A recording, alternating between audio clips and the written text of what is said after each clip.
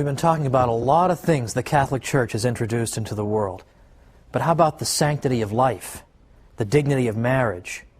Let's talk about these things and a whole lot more today on the Catholic Church, Builder of Civilization.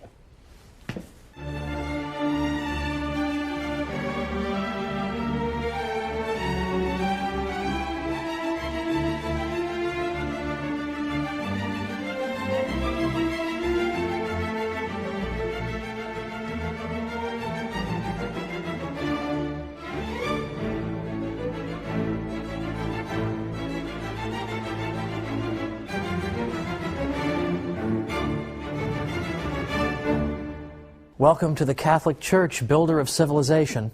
I'm Thomas Woods. Last time we talked about Catholic charity and how important and impressive it is. Today we're going to talk about moral principles more generally. And we're going to find there's much in common in the two episodes. Because it's not as if we have some views on charity and then some views on morality and some views on this and some views on that. It all comes down to the same message. The idea that human life is sacred, and that each individual has a uniqueness and worth because he possesses an immortal soul, he possesses a rational nature, because he is made in the image and likeness of God. Now this is a revolutionary message. At the end of our segment last time, I pointed out that a lot of the religions in the Near East took the view that human behavior really wasn't all that important to the gods. I pointed out, for example, that the Sumerians were just at their wits' end as to what to do to appease their gods. Nothing seemed to appease them. And it so happened, of course, that they happened to live in a place that was particularly geographically vulnerable to floods that did not occur on any regular basis. So they tended to view the universe as a hostile place, governed by hostile gods who frankly were uninterested in their welfare. I gave the example of the ancient Greeks. The ancient Greeks had gods who treated them arbitrarily and capriciously, weren't particularly keen on teaching them morality and good behavior. This seemed quite beside the point. The ancient Greek gods were often completely self-absorbed and narcissistic, nothing at all like the God of our own tradition. Well, it's no surprise, therefore, that in the Christian tradition, we believe that there are certain ways we should behave and that God wants us to do these things, that God cares about us. God actually cares how we treat each other. In these other religions, we see an emphasis on appeasing God through engaging in various kinds of ritual sacrifice. Now, it's true that for Catholics, we engage in the holy sacrifice of the Mass every day.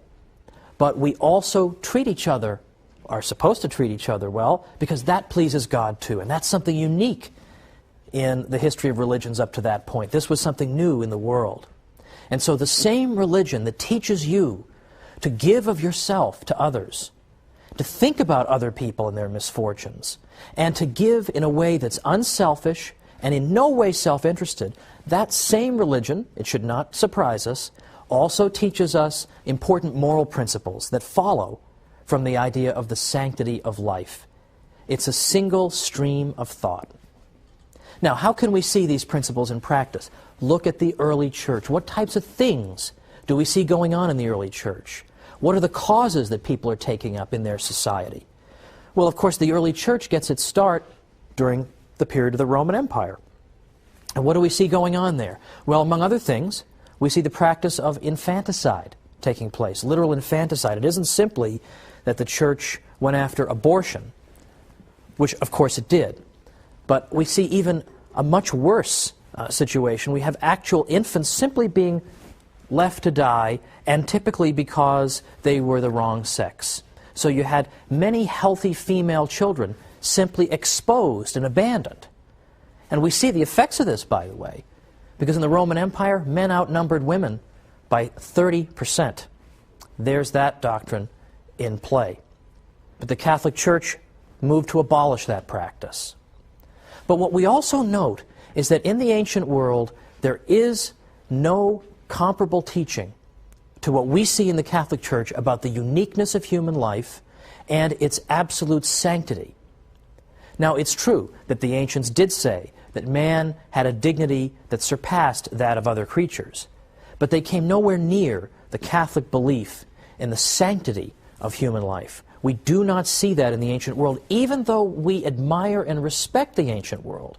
Many of the early Christians looked with profound respect at the ancient world. They pointed to people like Plato and Aristotle as having anticipated some of the most sublime teachings of Christ himself, but at the same time they understood that there was much that was in fact to be deplored in the ancient world. For example, Plato, one of the most noble philosophers you can imagine in the ancient world, deeply admired by St. Augustine and others. On one occasion, Plato said that a man who is too sick to work should be left to die. It's impossible to imagine that in the Catholic Church. Now, what else is going on in ancient Rome, particularly? We see gladiatorial contests. That is to say, people are going and watching their fellow human beings try to kill each other, and this is a form of entertainment. Well, obviously, this is an unspeakable offense against the dignity of human life. And it trivializes human life, that someone's death would be something that we would want to be entertained by. So, in fact, it was the Christian emperors who helped to abolish these gladiatorial contests, and that has been called one of the greatest moral victories in history. But it's not just that. It isn't just that we see examples of barbarism in the ancient world. Barbarism, by the way, that we're seeing, of course, coming up once again in our own time. We're also finding that there's a difference between the way the ancient Romans and Greeks treated the interaction of men and women and the ideal that we have for that. The ancient Greeks were utterly contemptuous of women, whereas in the Catholic faith, we see, in fact, a profound respect for women. And I realize this is the opposite of what people say. Supposedly, the Catholic Church is anti-woman, and it's pro-man, and it's patriarchal, and all the rest of it. But for heaven's sake, let's think about it.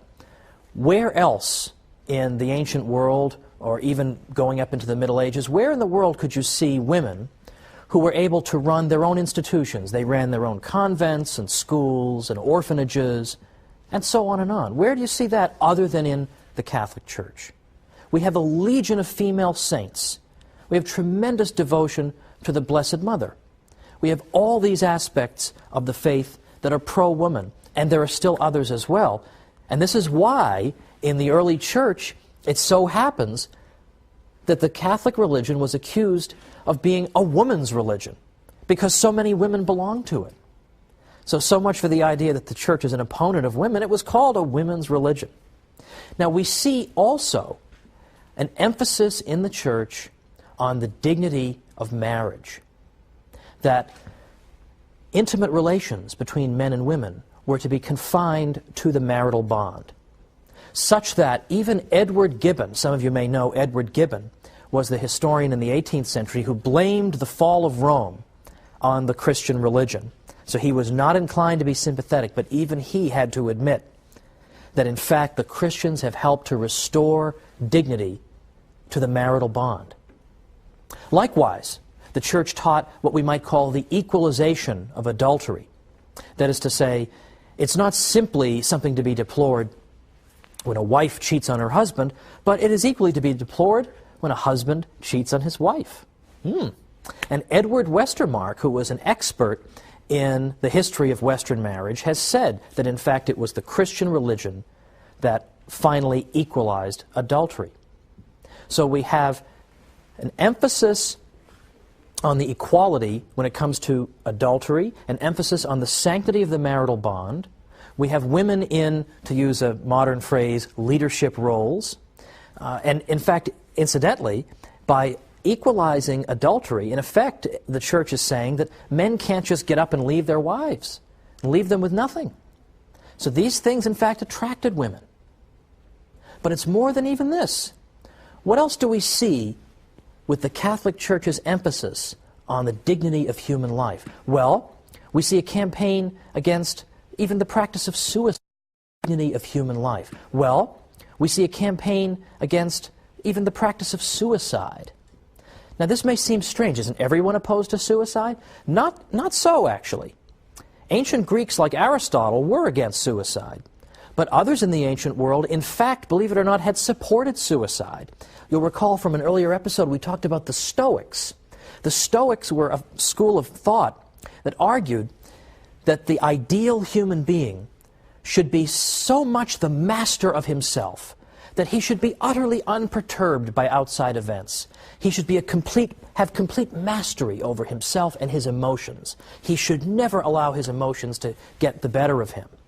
Well, the Stoics argued that in fact suicide was in some ways even an admirable way to depart this world, because there, more than in any other case, the ideal man was showing that he was utterly unperturbed by the world, so much so that he, at the moment of his choosing, would decide when he would depart that world. How else can you see an even better example of the idea of the Stoic values in practice? I am so above other events in the world that I can even depart this world when I choose. That is my mastery over the world. That type of narcissism, in fact, informed the Stoics' views on suicide. And of course the Church had to say, this is not only nonsense, but dangerous nonsense. That life is something valuable, and we aren't simply to cast it aside on a whim when we think it's a good idea. In fact, a number of Catholics pointed out that Christ obviously disapproved of suicide. At no point did he say to his followers, listen, if the persecution ever gets too bad, you can just commit suicide. We can't even imagine those words being uttered. But there is the Catholic Church's emphasis on the sanctity of life. It is not to be disposed of even by ourselves, much less by some distant government or by some gladiator in a contest in the arena. Now, even beyond this, we have yet another topic that touches on the sanctity of life, and that's the subject of the waging of war. Because it was the Church who, before any other institution, introduced the idea that there actually could be limits on what is permitted in war, on the reasons you can go to war, and the spirit in which war can be waged. There was nothing that corresponded to that in the ancient world because they did not have the same spirit of respect for the sanctity and dignity of life. So this moral issue pressed specifically on Catholics. When we come back from the break, we'll talk more about the just war tradition.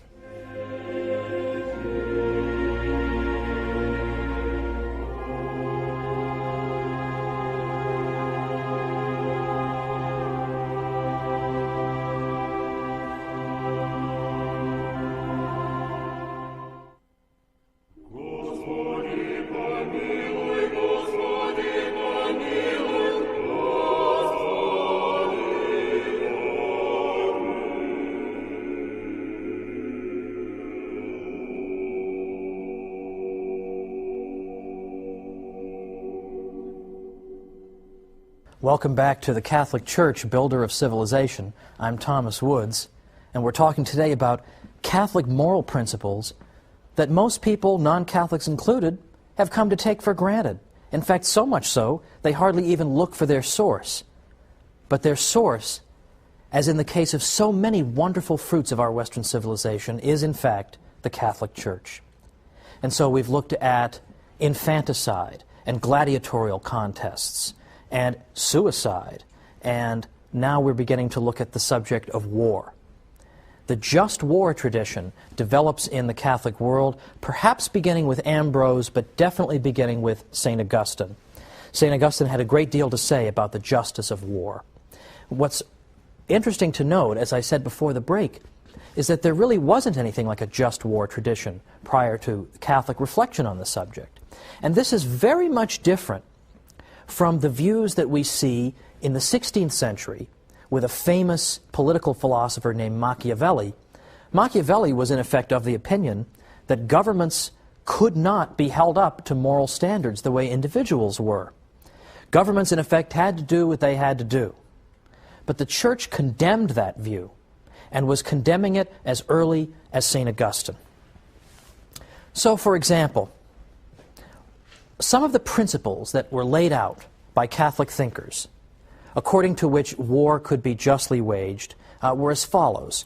For example, St. Thomas Aquinas, in his famous segment on war, said that it's important that the war be declared by the pertinent authority.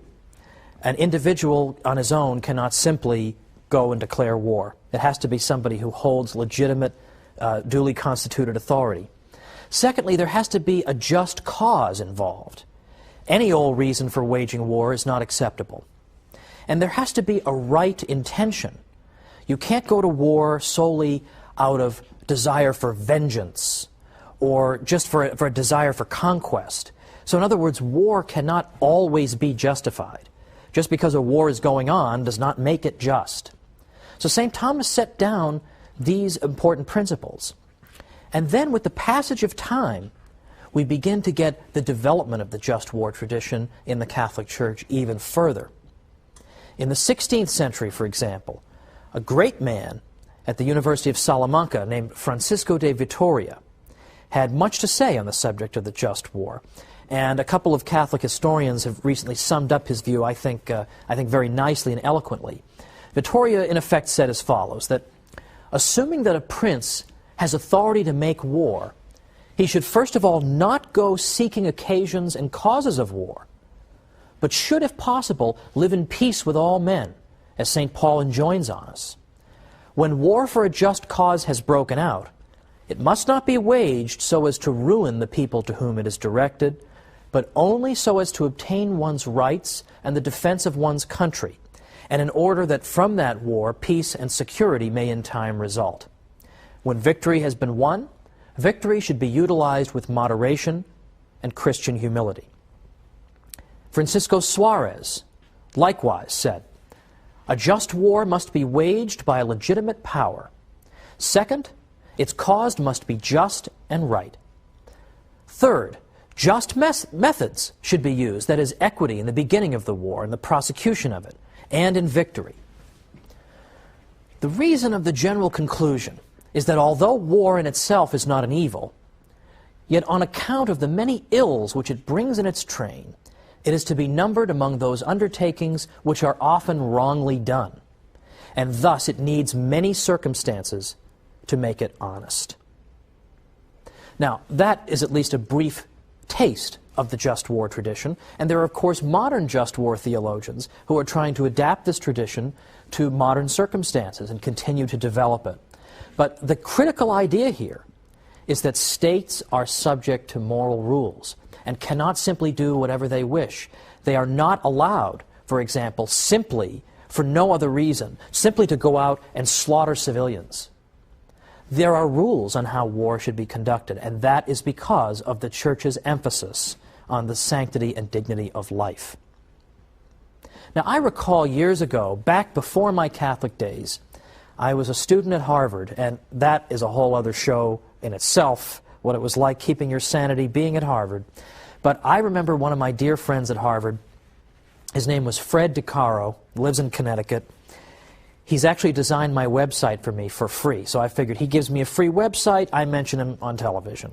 Well, Fred DeCaro once said to me when I was still a Protestant, he asked me why I wasn't a Catholic, and I gave some hemming and hawing answer. I didn't have any good answer. I don't know. I haven't thought about it. I haven't spent the time to think about it.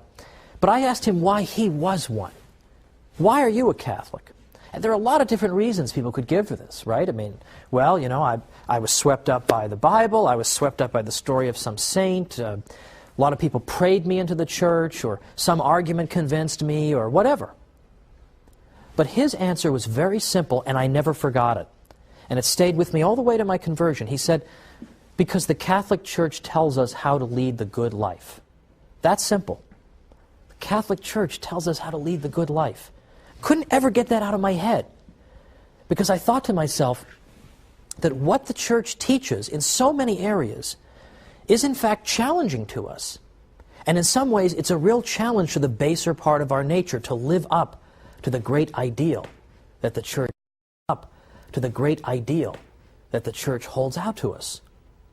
But I remember coming to the conclusion one day that everybody at some point in his life has to answer the question, do I intend to live as a human being, or do I intend to live as a beast? And the Catholic Church holds out a glorious and noble path of life in which you're not self-absorbed, in which the whole world doesn't revolve around you, but you are part of a nexus where you care about other people and you care enough about yourself to treat yourself with dignity. And I recall there's a quotation from Seneca, an ancient Roman, who said, "What a contemptible thing is man if he fails to rise above the human condition." Even a pagan Roman understood that there's something about unaided human nature that is incomplete, that cannot live the virtuous life without extra help. So it was almost as if Seneca understood that if we're going to live a life that truly befits a human being, we need the assistance of divine grace. Now, the animal kingdom is composed of creatures who possess only instinct. They can't engage in moral reflection. They don't possess reason. So it stands to reason that we human beings should be held to a higher standard than the beasts, that we should observe moral principles, we should reflect on our behavior. Now, all this went through my mind as I was considering converting to the Catholic Church, and I was attracted to her moral teaching. A lot of people say, oh, the Church is too tough in her moral teaching. She'll drive people away. To the contrary. People ultimately, deep down, want to be challenged. They want to be challenged by holiness. And I remember that that's what attracted me. And I remember learning that in ancient Greece, Socrates had said that to know the good is to do the good. That as soon as you know what the good thing to do is, well, you just automatically feel compelled to do it. But I knew that wasn't so. I knew of many times in my life when I had perfectly well known what the good thing was to do, and I absolutely had not done it. And I had perfectly well known what the evil thing to do was, and I had pursued that. So much for Socrates. But then you read St. Paul. And St. Paul has so much moral realism when he says that there are times when I know perfectly well what the good is, and I shun it. And I know perfectly well what the evil is, but yet I pursue that. And I remember once I finally did convert to the Church, I remember my spiritual director telling me that the next time I was tempted to eat a cupcake, I should have a carrot instead. Now, what did he mean by that? Did he mean that cupcakes were evil? He meant that cupcakes are delicious. That's why it's an exercise of will to avoid them. And that by avoiding something like a cupcake, which is morally neutral, I can train my will.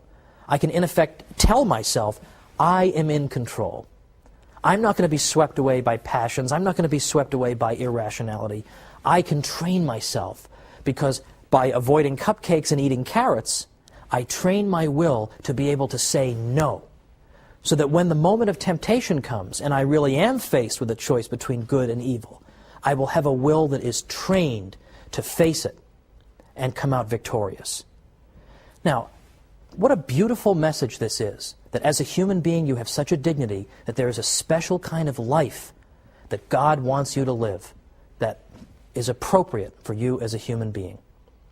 And I was recently at DePaul University. They had an event called Catholic Week. I won't get into Catholic Week at a Catholic university. What about the other 51 weeks? That's another matter. But when I was at DePaul, a reporter for the student paper asked me, how would you sum up your talk? Give me one sentence. Well, I couldn't give her one sentence. Gave her two or three. But I said, here's what I would say to the students at DePaul. I would say that the Catholic Church is the most beautiful institution on earth. And if you want to live a good life, if you want to live a life that befits a human being, the Catholic Church has much to say to you. And that's a message I think a lot of young people who are totally adrift could stand to hear. Of course, I feel old anytime I start talking about young people, but such is life. Now, let me conclude with this. The Catholic Church consistently emphasizes the dignity and value of human life and tells us that we are to live in constant awareness of our created nature in the image and likeness of God, that we are not to live as beasts, that we're not just to do whatever brings us pleasure, then we might as well be a cow. You're not a cow, you're a human being. Christ didn't die for cows, He died for you. And He died in part so you could live a good life, so that we may be worthy to join with God in heaven. What an astonishing statement It's particularly beautiful that the Eastern Fathers talked about deification, that in effect, as we live the life of the sacraments, we become like God. Now there is some real dignity. There is the idea that human beings aren't just random assemblages of cells, but they are worth something. They matter. And here's something you can finally tell to teenagers, that you don't have to live this crummy life that MTV is holding out for you. What in the world is there to compare between MTV and the Catholic Church? 2,000 years of heroism and holiness. And they think so little of young people they're going to hold out the MTV alternative? Forget it. Ditch it. Don't live as beasts. Live as human beings. That's what the Church has to tell us all. Now, there's another way that the Church has emphasized the dignity and rights of the individual, and that is with the very idea of rights. And that's what we're going to pick up next time. Where does this idea that I have a right to life and a right not to be robbed or expropriated, that comes also from the Catholic Church. So join me next time for the Catholic Church, Builder of Civilization. See you then.